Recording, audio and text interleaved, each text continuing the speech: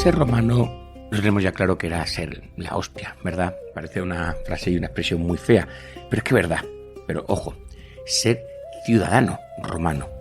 Y es que ahora vamos a escuchar al amigo Dani tomar las palabras de Cicerón en el 70 a.C. y veremos que en la antigüedad, como decía una profesora de cultura clásica que yo conocí, ser romano, ojo, masculino, era ser lo más, era sentirse en la cúspide de todo el planeta.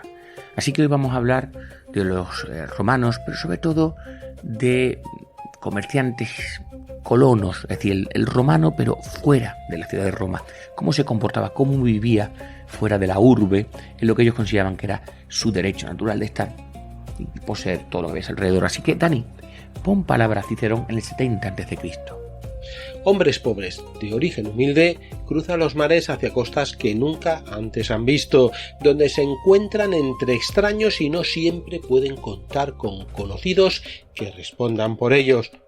Sin embargo, tal es la confianza que tienen el mero hecho de su ciudadanía, que cuentan con estar a salvo no solo donde se encuentran nuestros magistrados, y no solo entre sus propios compatriotas, no, donde quiera que se encuentren, confía en que este único hecho será su defensa, para proclamar: soy ciudadano romano. Bueno, las campañas de la Galia que comentábamos en el podcast que hice sobre los amigos, ¿verdad?, del Imperio Romano, o en aquel tiempo de Roma, perdón, así utilizo el concepto imperio, de Roma, os había hablado de Julio César. Y Julio César, como sabemos, en las Galias se hizo no rico, eso sería un término muy poco adecuado, se hizo inmensamente rico y le proporcionaron una gloria a gran escala. Sus victorias, como sabemos, fueron deslumbrantes. Además, él era un hábil publicitario, es decir, sabía venderse muy bien, y dieron lugar a la proclamación de un número sin precedente de días de acción de gracias pública en Roma.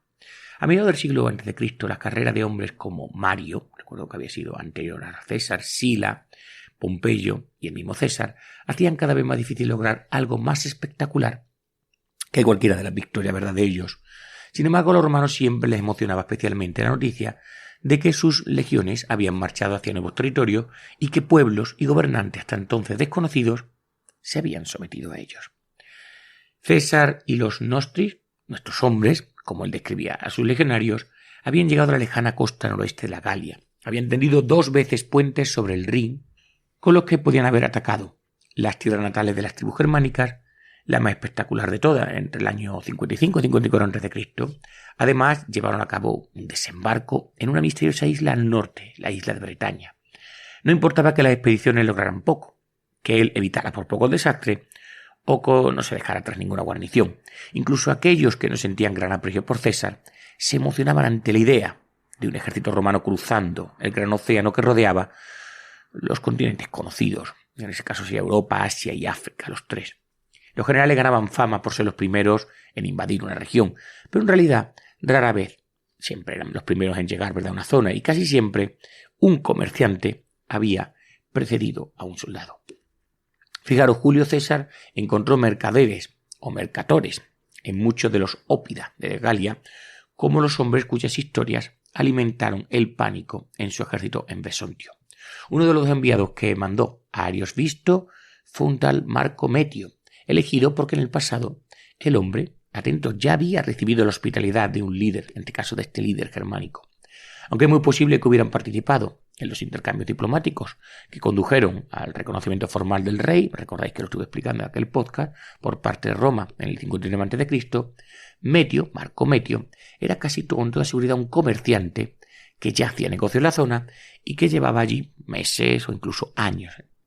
Como hemos visto, se enviaban enormes cantidades, y si no hemos visto, lo digo yo, de vino italiano hacia el norte, a la Galia. Bueno, sí, lo contaba en el podcast aquel, efectivamente los amigos, contaba que los ríos eran vitales y de ahí las guerras por el controlar los ríos, porque controlaban el negocio y podías cobrar, ¿verdad?, un dinero por pasar por allí. Bueno, sí, como digo, este comercio intensificó lo que decía antes, las rivalidades entre las aristocracias tribales, y fue clave en la gran contienda por el poder entre los eduos y los secuanos. Los comerciantes romanos recorrían al menos parte del trayecto con sus mercancías y es difícil determinar cuándo y con qué frecuencia tomaban pues el relevo los intermediarios que hubieran contratado, que sean locales. César afirma que los comerciantes acudían con menos frecuencia a las tierras de las tribus belgas y además que se les prohibió el acceso al territorio de uno de esos pueblos, los nervios. Se decía que las tribus germánicas al otro lado del Rin permitían que los comerciantes acudieran a ellas, pero estaban más interesadas en vender el botín de sus incursiones que en comprarles nada. No les interesaba lo que traían. César señala que no tenían interés en los grandes caballos de tiro criados en la Galia, a pesar de su evidente superioridad frente a sus propios animales que vivían en Germania, de menor tamaño.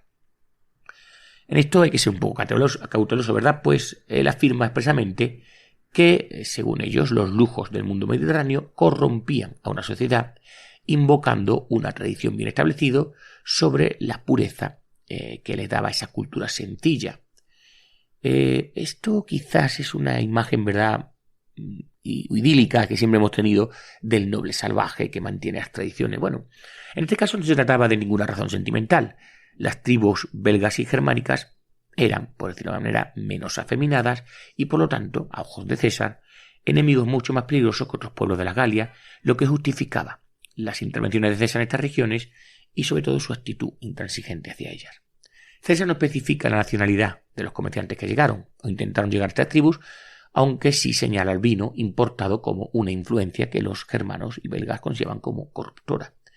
Antes de su primera expedición a Britania, recabó información sobre la isla de los comerciantes, que eran las únicas personas que se aventuraban allí sin una causa de peso, más allá de, evidentemente, ganar dinero.